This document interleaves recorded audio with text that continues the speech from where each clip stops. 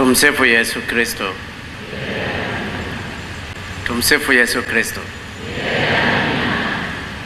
Lakini maandiko yanasema kila atakayetaka kujiokoa nafsi yake ataipoteza. Ninawaomba sana ndugu zangu wa Kristo, ndugu zangu wa Tanzania, tujue Mungu yupo. Mungu anaweza kila kitu. Tusiogope, siku moja tutakufa. Hata mimi nitakufa. Kutokana na alichokipanga Mungu, naweza nikafa kwa corona, naweza nikafa kwa nini.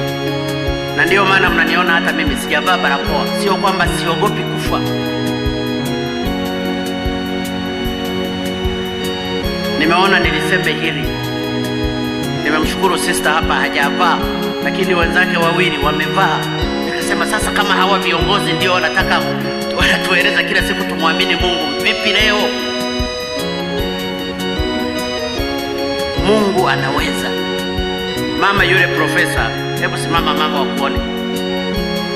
Huyu ni profesa, ni msomi, aliwahi kupata kansa. Titi lake moja likatolewa, lakini Mungu amemsimamia mpaka leo anaishi na anaimba na kumwimbia Kristo. Hajikwezi.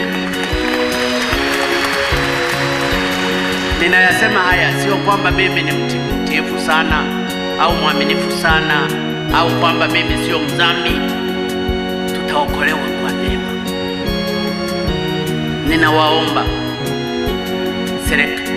serikali haijazuia barakoa, lakini tuwe uangalifu katika kuchagua barakoa ipi ninavaa. Tutaangamia. Msifikiri tunapendwa mno. Vita ya uchumi ni mbaya.